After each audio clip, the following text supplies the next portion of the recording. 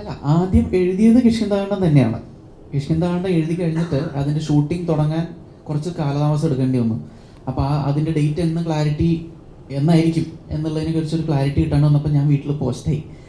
അപ്പോൾ എനിക്ക് വേറെ വർക്കിന് സിനിമാറ്റോഗ്രാഫിക്ക് വിളിച്ചാലും പോകാൻ പറ്റുന്നില്ല, ബിക്കോസ് കിഷ്കിന്ധാകണ്ഡം എപ്പോഴാണ് തുടങ്ങാമെന്ന് അറിയില്ല.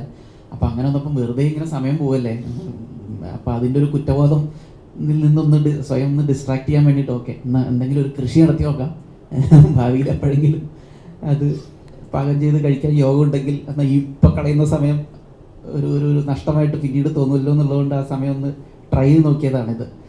അപ്പോൾ അതിനല്ല ചോദിച്ചത്, കിഷ്കിന്ധാ എഴുതി കഴിഞ്ഞിട്ടാണ് ഇത് എഴുതിയത്. പിന്നെ ഇതിൻ്റെ ജോണർ കിഷ്കിന്ധാകണ്ഡത്തിൻ്റെ സബ്ജക്റ്റിൽ ആളുകളൊക്കെ അതിൻ്റെ സബ്ജക്റ്റിൻ്റെ വിഷയം കൊണ്ട് ക്യാരക്ടേഴ്സൊക്കെ കുറച്ച് സൈലൻ്റ് ആയിട്ട് പെരുമാറേണ്ടിയിരുന്ന സിറ്റുവേഷൻസ് ആയിരുന്നു ആ കഥയിൽ കൂടുതൽ എല്ലാവരും. അപ്പോൾ അത് കഴിഞ്ഞ് വന്നിട്ട് സ്ട്രെയിറ്റ് ചെയ്ത് എഴുതുമ്പോൾ ഇതിലെനിക്ക് ക്യാരക്ടേഴ്സ് കുറച്ചും കൂടെ ഒന്ന് ഫ്ലംബോയൻ്റ് ആയിട്ട് പെരുമാറുന്നവരോ അല്ലെങ്കിൽ എക്സ്പ്രസ് ചെയ്യുന്നവരോ ഒക്കെ ആയാൽ കൊള്ളാമെന്നുള്ളത് അതൊരു വെറുതെ എനിക്കൊരു രസത്തിന് വേണ്ടിയിട്ട്, ഒന്നിനു വേണ്ടിയിട്ടല്ല. കാരണം അപ്പോഴൊന്നും ഇതൊന്നും സിനിമയാക്കാൻ പറ്റുന്നൊന്നും വിചാരിക്കുന്നൊന്നുമില്ല, ആരോട്ടും കമ്മിറ്റ്മെൻറ്റും കാര്യങ്ങളൊന്നുമില്ല, വെറുതെ ടൈം പാസ് എന്നുള്ള രീതിയിൽ ട്രൈ ചെയ്യുന്നതാണ്. അപ്പോൾ ആ എഴുത്ത് പ്രോസസ്സ് ഒന്ന് എൻജോയ് ചെയ്യാൻ വേണ്ടിയിട്ട് ഓക്കെ. കഴിഞ്ഞ തവണ കുറേ സൈലൻറ്റ് ക്യാരക്ടേഴ്സ് ആയിരുന്നു, ഇത്തവണ വായ അടച്ചു വെക്കാത്ത കുറേ ക്യാരക്ടേഴ്സിനെ കൊണ്ട് ജീവിക്കാന്നുള്ള രീതിയിലൊന്ന് ട്രൈ ചെയ്ത് നോക്കി. അപ്പോൾ ആദ്യം എഴുതുന്ന സീനുകൾ തന്നെ അശോകേട്ടൻ്റെയും വിനീതേട്ടൻ്റെ ഒക്കെ ക്യാരക്ടേഴ്സ് വെച്ചിട്ടുള്ള സീനുകളായിരുന്നു തുടക്കം. അപ്പോൾ അതൊരു രസമായിരുന്നു. അശോകേട്ടനായിരുന്നു ആക്ച്വലി ആദ്യമേ മനസ്സിൽ വന്ന ഒരു കാസ്റ്റിംഗ് ആണ്. ഇതിലത്തെ സ്റ്റോറി വേൾഡിലേക്ക് പ്രേക്ഷകരെ കൂട്ടിക്കൊണ്ടു പോകുന്ന ഒരു ക്യാരക്ടറാണ് ഇതിലത്തെ ജീപ്പുകാരൻ അപ്പൂട്ടി എന്ന് പറയുന്നത്. അപ്പോൾ അത് ആ രീതിയിലൊരു പ്രേക്ഷകരുടെ മനസ്സിൽ അവരൊരു സഹൃദയനായിട്ടുള്ള അക്സെപ്റ്റൻസ് ഉള്ള ഒരാൾ വേണമായിരുന്നു. നമ്മളിപ്പോൾ ചില കല്യാണ വീട്ടിലൊക്കെ പോയി കഴിഞ്ഞാൽ ഒന്നുകിൽ ആ വീട്ടിലത്തെ വകയിലുള്ള ഒരു കാരണവരോ അല്ലെങ്കിൽ അടുത്ത വീട്ടിലത്തെ ഒരു മുതിർന്ന ചേട്ടനോ ഒക്കെ ആയിരിക്കും ചിലപ്പോൾ ഓൾ ഇൻ ഓൾ ആയിട്ട് വരുന്നവരെ റിസീവ് ചെയ്യാനോ വരൂര് ഇരിക്കും, അങ്ങോട്ട് പോകും, കഴിച്ചോ, ഓൾ ഇൻ ഓൾ കളിക്കാൻ നിൽക്കുക. അപ്പോൾ എന്ന് പറയുന്ന പോലെ അങ്ങനെ എല്ലാവർക്കും ഒരു അക്സെപ്റ്റൻസ് തോന്നുന്ന രീതിയിൽ സഹൃദയനായിട്ട് ആൾക്കാർ അംഗീകരിക്കപ്പെട്ടിട്ടുള്ള ഒരു ആർട്ടിസ്റ്റ് വേണമായിരുന്നു. അപ്പോൾ അപ്പൂട്ടി എന്ന് പറയുന്ന ക്യാരക്ടറിനെ കാണിച്ചുകൊണ്ടാണ് സിനിമ തുടങ്ങുന്നത്. അപ്പോൾ അത് ആദ്യമേ അശോകേട്ടൻ മനസ്സിൽ പതിഞ്ഞിട്ടുണ്ടായിരുന്നു. പുള്ളി ചെന്ന് പിക്ക് ചെയ്യാൻ ആദ്യമേ വരുന്ന ആൾ വിനീതേട്ടൻ്റെ ക്യാരക്ടറായിരുന്നു.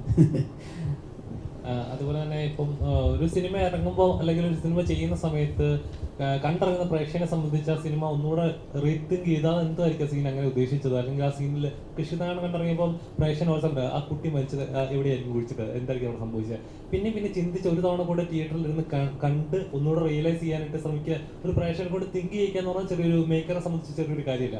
ഈ സിനിമയിലും അതേപോലെ ആ ഒരു എഫേർട്ട് ഉണ്ടല്ലോ, അതായത് എൻ്റെ പ്രേക്ഷകൻ കണ്ടാൽ മതി സിനിമ ടിക്കറ്റ് എടുത്ത് കാണണം, ഈ സീനിൽ എന്താണ് ഇതിലൊരു ട്വിസ്റ്റ് ഒളിപ്പിച്ച് വെച്ചിട്ടുണ്ട്, അത് പ്രേക്ഷകൻ റിയലൈസ് ചെയ്യണം എന്ന ആ ഒരു മേക്കറിൻ്റെ ഒരു ഇതുണ്ടല്ലോ, ത്വരയുണ്ടല്ലോ, എത്രത്തോളം അത് മേക്ക് എഫേർട്ട് ഉണ്ട്? പ്രേക്ഷകർ ഇതൊക്കെ കൃത്യമായിട്ട് റീഡ് ചെയ്യാതെ അവരും കൂടെ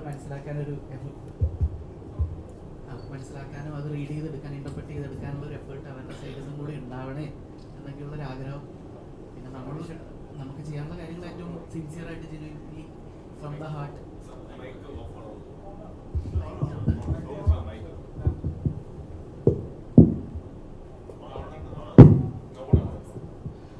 അപ്പോൾ പിന്നെ നമ്മൾ എത്രത്തോളം സിൻസിയറായിട്ട് ജെന്യുയിൻലി നമ്മളെ കൊണ്ട് ചെയ്യാൻ പറ്റുന്ന രീതിയിൽ എല്ലാ കാര്യങ്ങളും ചെയ്യുക. അപ്പോൾ പ്രേക്ഷകരും ആ ഒരു സിൻസിയറിറ്റി ഓൺ സ്ക്രീനിൽ ഫീൽ ചെയ്യുമായിരിക്കും. അപ്പോൾ ആ സിൻസിയറിറ്റി ഫീൽ ചെയ്യാൻ പറ്റുന്നതുകൊണ്ട് ഓക്കെ ഇവരെന്തോ സിൻസിയറായിട്ട് ചെയ്യാൻ ശ്രമിച്ചിരിക്കുന്നു, അപ്പോൾ നമ്മുടെ സൈഡിൽ നിന്നും കൂടെ കുറച്ച് എഫേർട്ട് ഇട്ട് അത് ഇൻ്റർപ്രറ്റ് ചെയ്തെടുക്കാനും അതിലേക്ക് ഇൻവോൾവ് ആവാനും കൂടെ ശ്രമിക്കാം എന്നൊരു വോളണ്ടറി ആയിട്ടുള്ളൊരു താല്പര്യം പ്രേക്ഷകരുടെ ഭാഗത്തു നിന്നും കൂടി ഉണ്ടാവണേ എന്നുള്ളൊരു പ്രാർത്ഥനയും അങ്ങനെ ഒരു പ്രതീക്ഷയിലുമാണ് അതിനൊക്കെ ശ്രമിച്ചു നോക്കിയത്.